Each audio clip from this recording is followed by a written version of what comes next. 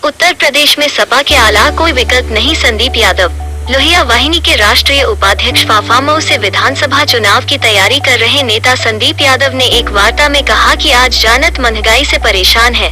खाद्य तेलों और गैस के दाम बहुत बढ़ गए हैं। लोगों की आय बढ़ नहीं रही है, लेकिन विभिन्न माध्यमों जिसमें मोबाइल, टीवी, पेट्रोल महंगा होने की वजह से बचत नहीं हो पा रही है। सपा नेता ने आगे बात करते हुए कहा कि बीजेपी के झूठ के धोखे में जनता आ गई थी, जिसकी वजह से 2017 में बीजेपी की सरकार बनी, लेकिन अब जनता के सामने बीजेपी का भंडाफोड़ हो गया है।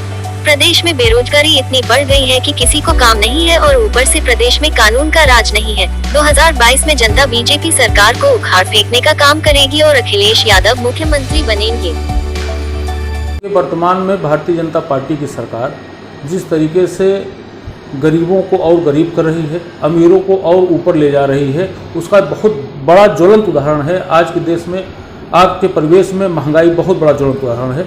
वो उत्तर प्रदेश ही नहीं, पूरे संपूर्ण देश में इस बात को लेकर के हाहाकार है कि खाने पीने की ज़रूरतों की जो चीज़ें हैं उससे सहित, चाहे दवाई हो, चाहे आपके खाने पीने की सामग्री हो, चाहे पेट्रोल हो, चाहे डीजल हो, चाहे गैस हो, जितनी भी दैनिक उपयोग की चीज़ें हैं, खास करके मिडिल क्लास और गरीब जनता के लिए ये कमर तोड़ दे रही हैं। निश्चित रूप से बहुत बड़ा मुद्दा है महंगाई का, और इसी महंगाई के मुद्दे पर भी जनता इनसे ऊब चुकी है और हम लोग उसको आगे, समाजवादी पार्टी के लोग आगे, हमारे राष्ट्रीय अध्यक्ष जी इसको ले चल करके जनता के बीच में हम लोग जा रहे हैं और जनता हमारे साथ खड़ी है। जनता हमको भरपूर समर्थन भी दे रही है। बहुत सारे मुद्दे हैं भारतीय जनता पार्टी की सरकार में। जो मुद्दे हैं, बेरोजगारी का बहुत बड़ा मुद्दा है।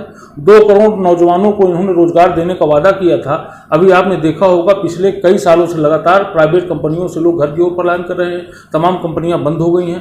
कंपनियां बंद होने का भी एक आप माध्यम देख लीजिए तो बिजली का बिल इतना ज़्यादा बढ़ गया है कि कंपनियां चला ही नहीं पा रही हूँ, कहीं प्रॉफिट में है ही नहीं है, लॉस में है। जब लॉस में है तो कहाँ से वो धंधा कर पाएंगे? जब धंधा कर ही नहीं पा रही है, तुमको वर्कर की जरूरत नहीं है। वर्कर की जरूरत नहीं तो निश्चित रूप से बेरोजगारी। इनकी जितनी वैकेंसियां हैं, जितनी सरकारी भर्तियां थी, सारी भर्तियां डम पड़ी हैं। कुछ अगर इन्होंने ओपन भी किया, वो ज़्यादातर कोर्ट चली गई हैं। इनकी मंशा ही नहीं है नौजवानों को रोजगार देने की। इनकी मंशा है कि केवल नौजवान सड़क पर रहे, नौजवान केवल धार्मिक कार्यों में लिप्त रहे। धार्मिक कार्यों में लिप्त रहना कोई गलत बात नहीं है भाई, हम भी धार्मिक हैं, हम भी मानते हैं ईश्वर को, लेकिन इनकी सीधी सीधी सोच है कि ये रोजगार न मांगे, ये दवाई न मांगे, ये पढ़ाई के लिए अपने कुछ सुविधा न मांगे, इनको राशन सस्ता न मिले। इन सब सारे मुद्दों से भटका करके ये कहीं न कहीं किसी दूसरे मुद्दे में ले जा करके नौजवानों को खड़ा कर देते हैं, जिससे कि नौजवान हमारा भ्रमित है और इस स्थिति में देश को ले आने में बहुत बड़ा योगदान भारतीय जनता पार्टी का है।